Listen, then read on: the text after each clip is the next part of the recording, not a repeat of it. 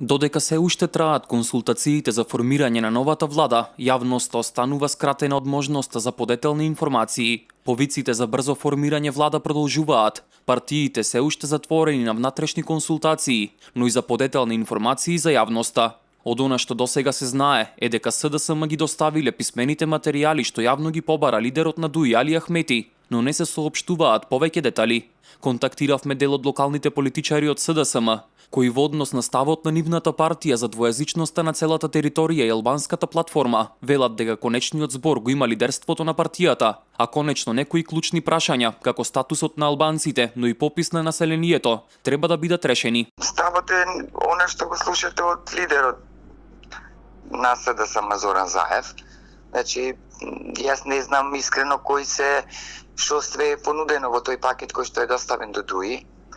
Не би коментирала ништо се додека немам повеќе сознанија.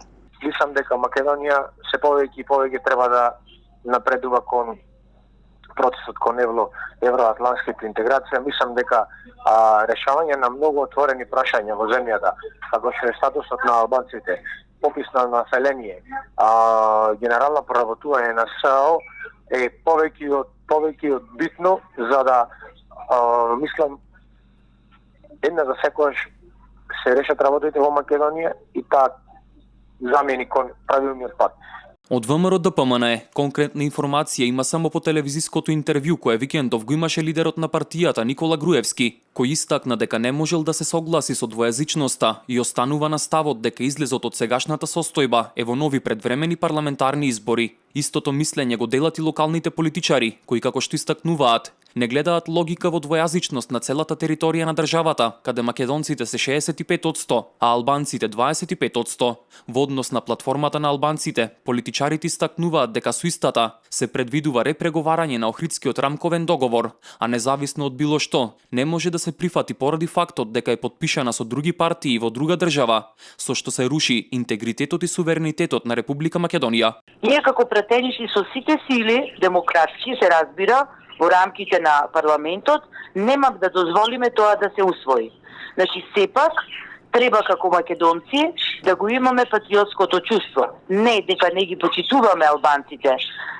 Напротив, ние имаме соживот, ние имаме почитување на Охридскиот рамковен договор, меѓутоа процентот на албанците во Македонија, онаму каде што не се 20% да се зборува албански јазик е сепак неприфатливо и понижувачки за македонците. Јас и како Олга Лозановска и како член на партијата не би ја прифатила двојазичноста. Ние сме сите македонци и тоа треба сите да го разберат и треба да се зборува на македонски јазик во нашата држава. Партијскиот став е мој став. Неприфатливо. Јас правев средношколски протести во 2004 година токму заради двојазична битола, тоест против двојазична битола. Сигурно не сум го сменил мислењето после 15 години да е различно од тоа. Во однос на политичката ситуација во државата, бројни ставови од амбасадори и министри, се огласи рускиот амбасадор Олег Шчербак, кој истакна дека никаква наметната одлука од надвор не може да обезбеди стабилна држава. Министерот за надворешни работи на Австрија Себастијан Курц во текот на неговата посета на Македонија пред неколку дена посочи дека македонските политички партии треба сами да донесат одлука по изборите и да најдат излез од кризата, а предвид треба да се земе стабилноста на државата, но секако и реформите кон европскиот пат. Францускиот амбасадор во државата Кристијан Тимоние со порака дека е добро за земјата да се формира влада кога изборите минаа во фер и демократска атмосфера. Тој смета дека Македонија не е во криза и важно е да преовладува мир и да нема конфронтации, бидејќи во спротивно сите би изгубиле.